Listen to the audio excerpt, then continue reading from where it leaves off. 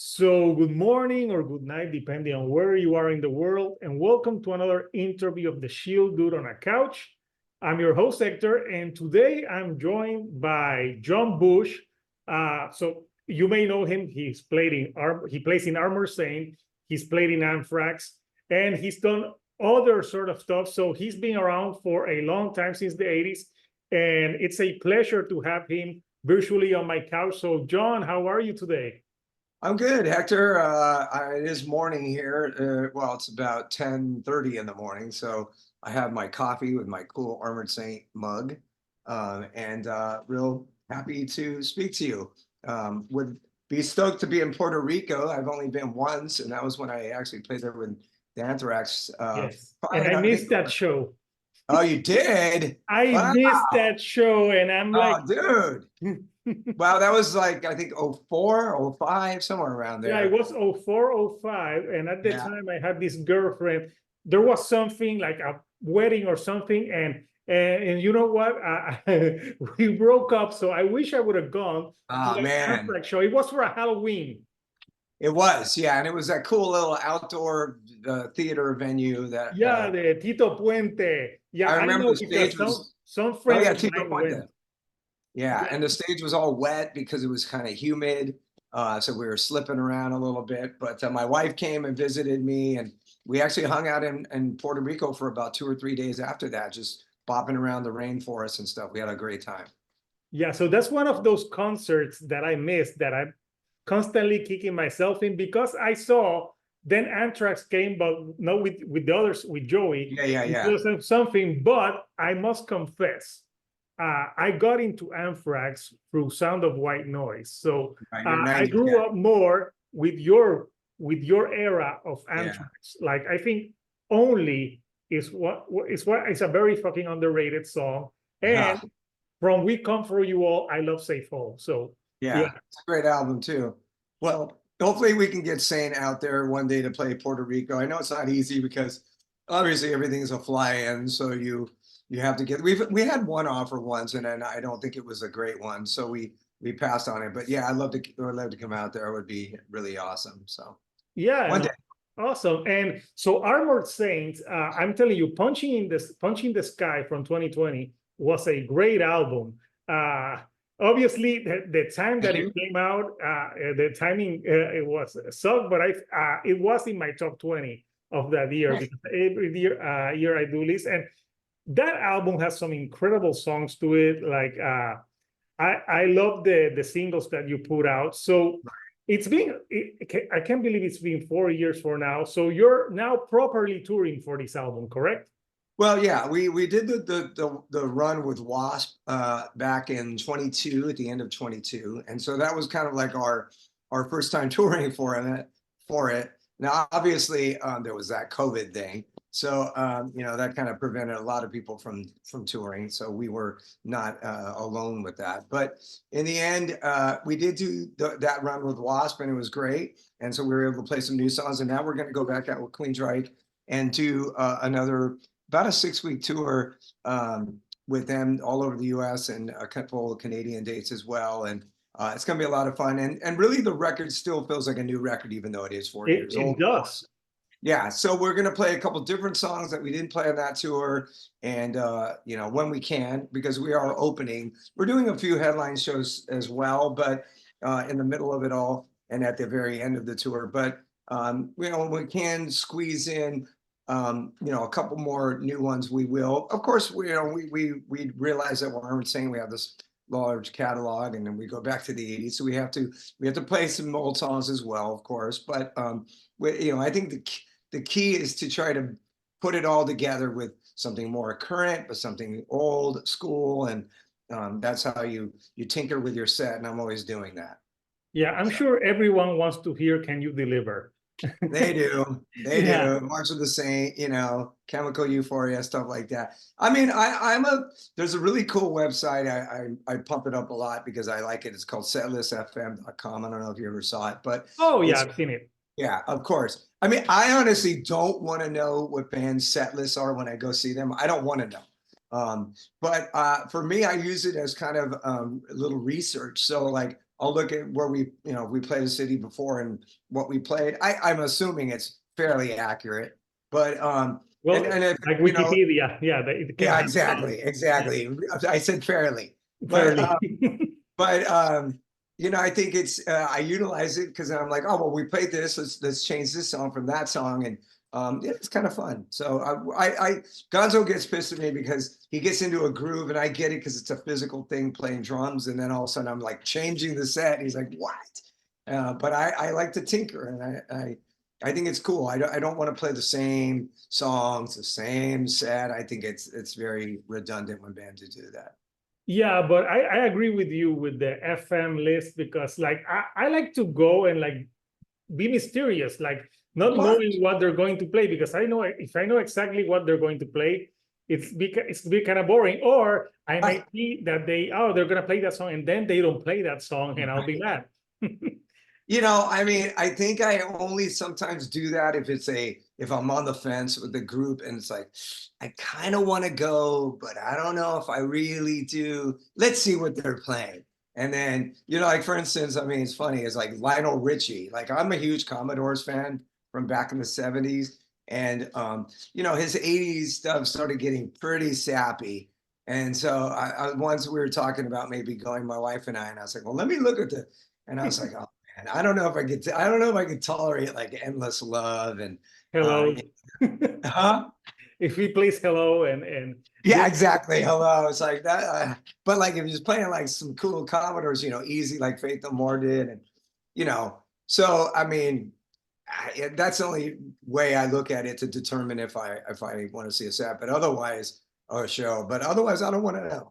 And I mean, let's face it. Everybody knows everything. You play a show, and like an hour later, it's on YouTube. So what are you gonna do? yeah, but it's not gonna sound the same. No, it's no. never the same. Like hear music live. And I saw the dates that you're playing. A year and a half ago, I was actually living in Miami, and I saw that you're playing the Culture Club. I love that venue. I actually saw Joey there playing bass with Fates Warning. Oh, okay. It was Queensryche and Fates Warning in 2019. Right. They did a tour and they played there, and it's a solid venue. So for you, you've been around 40 years now playing. Like, what shows you prefer? Do you prefer like the small, intimate shows, or do you like the big arenas, or it depends on the night? I just want a lot of people there. How about that? I mean, if you play a big arena, but like it's half filled, it's gonna feel empty. Or if you play a packed club, nothing has the energy of that. But if you have a club that's not well attended, that can be demoralizing. So it really comes down to people. Then of course you could have a lot of people, and then you could have still a lackluster audience. I've seen many shows and played many shows where it's like, it was packed, but they were dead, so you want a lot of enthusiasm from the audience, and you want to be well attended, and there's positives from all. Nothing beats a giant European festival that's packed, and a small tiny club that's just on fire is amazing as well. So it just depends. The good thing is, I know that I didn't go to the Puerto Rico show, but I can tell that the people weren't boring. Oh no, well, no, you were very lively. No, listen, Latin. I mean, I'm not just kissing ass here. Latin people are passionate about everything. Whether it's South American, Puerto Rican, Mexican, Spaniards, the Greeks, if you want to add, the Mediterranean bloodlines, Italians. Not taking anything away from the Germans. We love them. They're amazing. The Brits, they're amazing audiences, and the U.S. of course. But there is something passionate about Latin people. I always joked like they're passionate about everything, whether it's football, food, sex. They're just passionate, and that's just how they are. So that is, I can confirm this as a Latin man. So I know you at the beginning of March you did a cruise, like one of we just came back. We just came back. I was in Miami actually. Yeah. Yeah, I used to live in Miami. I don't miss it. It's too expensive, man, and like But I like, Puerto Rico is cool. So how's I never went on a cruise with metal bands. I think it's something that I should do. How was that cruise experience? This is our third one, and after the first two, I said I'm not doing it anymore. And then I told my wife, I go, we're going on another cruise. She goes, what? You said you're never going to go again. I'm granted, don't get me wrong, we're always complimented by being asked, and it's just, it's a different world. But you know what? This last time we had a great time. It was really fun. It was a little weird because we were one of the first band. We boarded in Miami, and then it goes out, and we went to Cozumel, Mexico, and then also Nassau in the Bahamas. But we went on at 6 p.m. the first day. So like you board around noon, and then we played at 6. Unfortunately, we actually went around the same time as Joe Satriani, so that kind of hurt us a little bit. But the show was still awesome. And then we didn't play again until the last day at 9:45. And unfortunately, Winger played, and as soon as they finished, a storm rolled in. And we were on the pool stage, and we were the last band on the pool stage for the cruise. And the storm came in, there was lightning, it was torrential rain, and we were unable to play. So we were pretty bummed. And we had this 4-day in between that we didn't do anything other than eat a lot, drink a lot, and hang out. But, all in all, I am really disappointed we didn't play again. I'm really pissed about it, quite frankly. I would be pissed, yeah. Yeah, I was pissed and still am, but what are you gonna do? It's the way, Mother Nature, we couldn't really do anything about it. But the cruise was great. We had a lot of fun. Fans are really, really amazing. They're really courteous, and they want to meet you, and they want to say hi, and they want you to maybe just sign some stuff. But then in the end, after a while, you're just roaming around, and they see you again, and the novelty kind of wears off. So they're like, next thing you know, you're in the buffet line, and they're like, okay, excuse me, I want to get to, get a, steak here. So excuse me, John. you know what I mean? So it's kind of funny, like, you're just out there with them and mingling, and it's actually a really cool thing. Yeah, and you get to respect boundaries because, like, well, not everybody does. Yeah, I know. I'm not a musician, but if I was, if I'm eating alone with my family, I'm thinking like, give me some space to do not hurt me. So every time that I met a musician, I'm like, can I take a picture? I once met John Baisley from Baroness outside a culture club, and I chat with him for 3-4 minutes. Super awesome guy. So yeah, it's awesome. And now here, I'm doing a channel, and I'm speaking with someone I grew up with watching on Headbangers Ball. And yeah, I'm sure that if Hector from 1990 said, I'm going to interview John Bush one day, I would be like, yeah, right. But it's awesome. And the last time I went on a cruise, I went on a cruise one time from Miami, and I had a storm follow the cruise. So I know, and I was going to scuba dive. I was going to scuba dive in Belize, where they have that a blue hole that is like the second very reef, but the storm could not happen. So yeah, I couldn't do it. So so I was bummed about that. So have you scuba before? I mean, in other times though? Yes, I haven't scuba in a while, but yeah, no, I do. I had the license for scuba diving. Oh, that's great. It's a great sport. You get in the ocean. It can be dangerous, but also I find that it can be very relaxing. So, John, I don't. A lot of people may not know or may not remember this, but you actually did commercials for Burger King. I did. There was a period of time I did voiceover for Burger King right around the time I actually left Anthrax, and it started a couple years after that, around 07. Excuse me. I was lucky enough to get in, and mostly I was just a tagline guy. So like I would say like the last line of the commercial, get the new Whopper, $4.99 at Burger King, or and I did a ton of radio spots and a lot of TV that were really cool, and they were real fun. Because at that point, Burger King was doing some really cool, funny, cutting edge commercials. So they were using the King, and he was creepy, and I saw a few. I remember the one where it says like "Wake up with the King." Right, that was a great one. That was weird.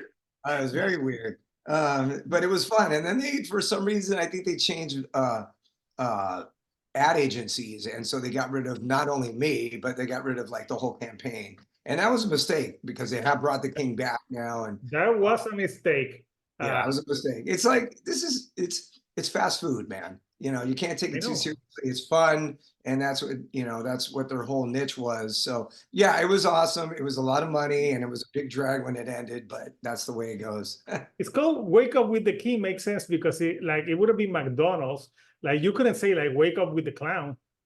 That's true. And it was probably promoting some breakfast. I think it was like French toast sticks or Oh something. yeah, here in Puerto Rico, they have a slogan that is called "I woke up thinking of Burger King." I'm like, I did not, but Maybe like, if you drink a lot the night before, you know. yeah, I know there's great coffee places here. So I'm sure. Yeah, I'm so, sure. Well, it's fast food I don't eat it too often, to be honest, but no, you're in great shape, man. yeah, I mean, look, there's a McDonald's literally like about 200 yards from my house here, and From mine too. It's one in the next side of the street, and my kids always bug me. Oh, let's go to McDonald's. I'm like, no, I don't want to eat that because I want to be like, I want them to be healthier, and but it's gotten really expensive to eat at fast foods. But yeah, the good thing is that you didn't do infomercials for Subway when they had Jared. So oh geez, dude. But that that guy made a lot of money, and then he ended up going to jail. because just imagine if the slogan would have been like "Wake up with a foot long" or something like Oh that. my God. That wouldn't age well. So, John, you 40 years in the music business for you. How have you seen like touring and heavy metal like evolve through all these years for you? Wow. Like, Well, here we are. We started, Armored Saint started playing shows back in like really 1982. I always kind of say the band really kind of officially formed in 83. That's when Joey joined. Um, and, we were lucky enough to become a really popular club band here in the LA scene during one of the hottest times ever in rock and roll as far as heavy metal goes. LA was blown up with all the bands that were from this scene. And, whether it was Rat and Wasp and Great White and Steeler and Black and Blue, and it just goes on and on. Armored Saint, obviously.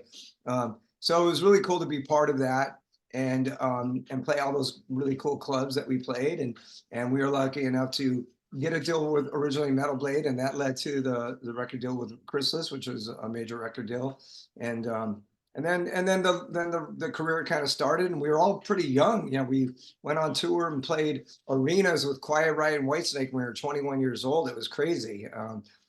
Playing Cobo Hall in Detroit, like where Kiss Alive was recorded, well, supposedly recorded, and all these other really amazing venues, and we're like, what are we doing here? It was like a year ago we were playing, some dumpy club, and here we are doing this. So we felt quite accomplished. And then the record company and the record business kicks in, and maybe you don't become the rock star that you think that you're going to become, and then all the little things happen as to you. I mean, let's face it, beyond having just a lot of talent, you really have to have a lot of luck, I think, to make it in this business. So, and we didn't have too good of luck, but I thought we had some pretty good talent. We made some really cool records. Maybe we were kind of a little scattered, I think, sometimes in the 80s. There was two big scenes that were developing. There was the hair metal scene that was blowing up, and then there was the thrash metal scene that was happening. And Armored Saint never really fit in with either. And I think that kind of worked against us. Like, we could play with all those bands, we could hold our own with, the bands like Metallica and Megadeth and what you name it. But we really weren't a thrash band at our core. And then we had hair. Well, I did at one point. Yes, I've seen the old videos. And like I said, we played with Rat and these bands that were technically part of like the glam hair band scene, but we really didn't fit in with them either because we were too heavy for those bands. So it was a little bit of a thorn in our side sometimes because we didn't benefit from being part of one of those two scenes that were they were trendy, let's face it.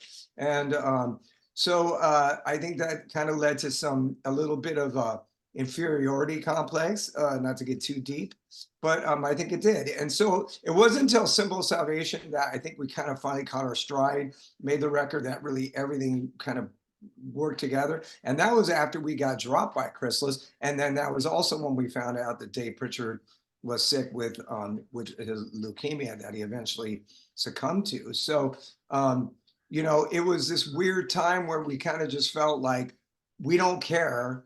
We're just going to write songs. We don't have any obligations. We don't really know what the future is because of Dave.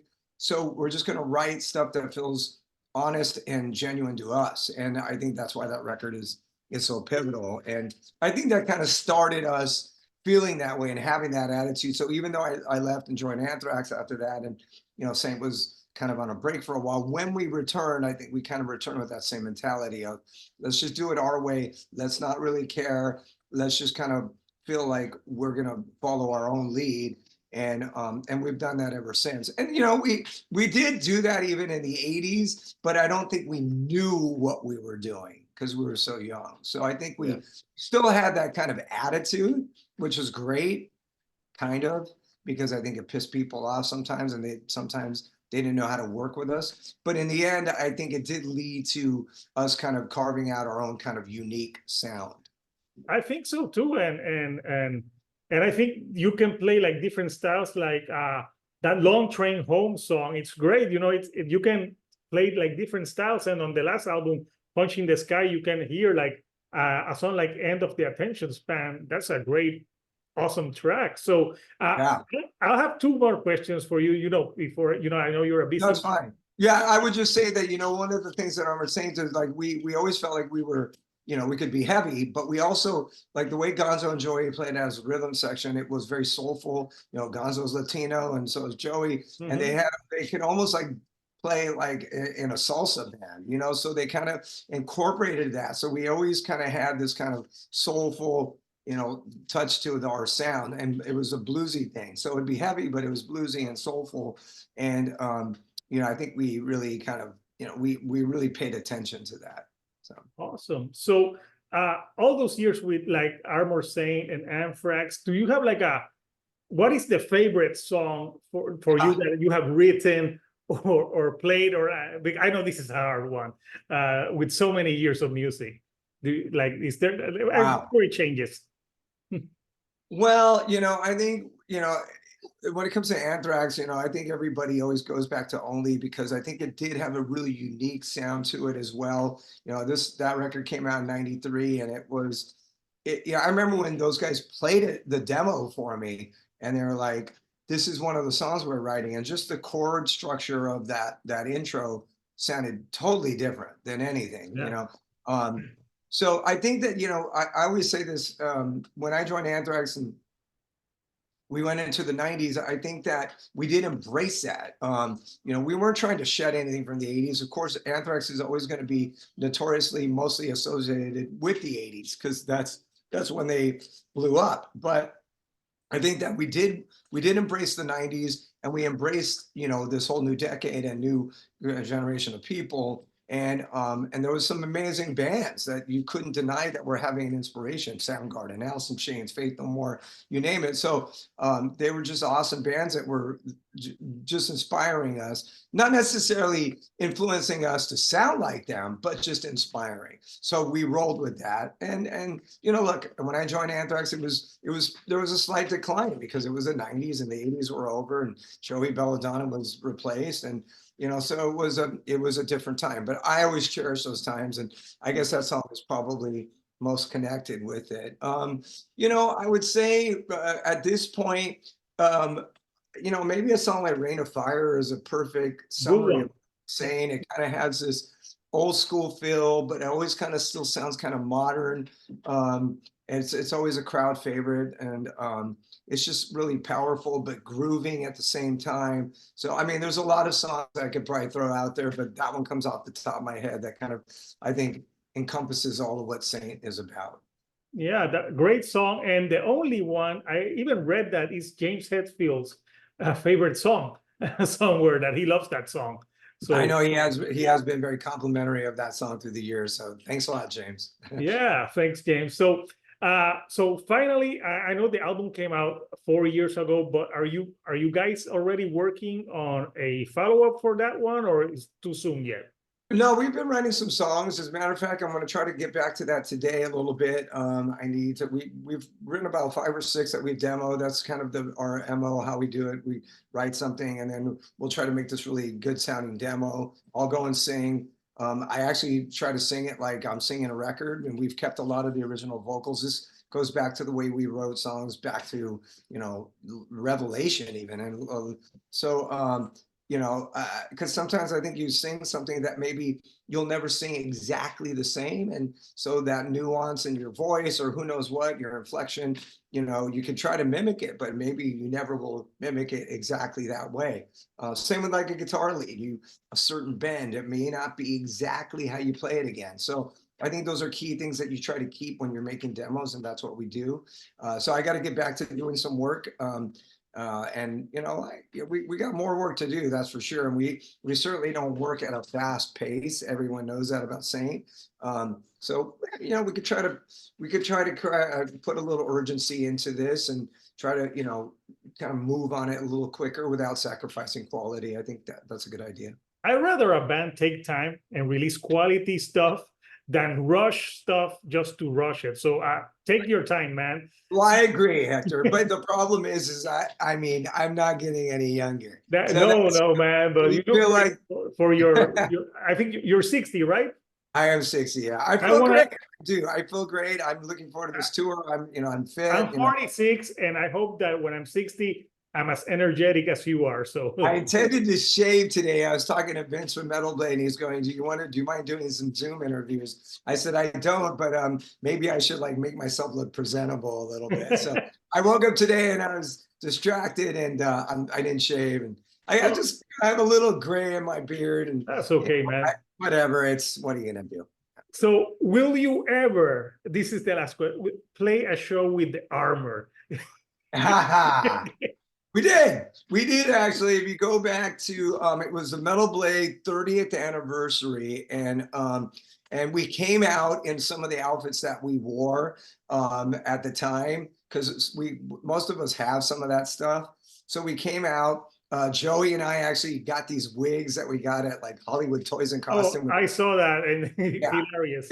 It was totally. It's a great place. It has amazing costumes. It's up the street from me, and so we did it, and we put it on, and we wore it for like the first couple songs, and then I took the wig off, and then people, ooh. I'm like, I'm not wearing the wig the whole show, man. I'm like, that you sweat with a wig, so. Well, I mean, it was intended to be slightly campy and yeah.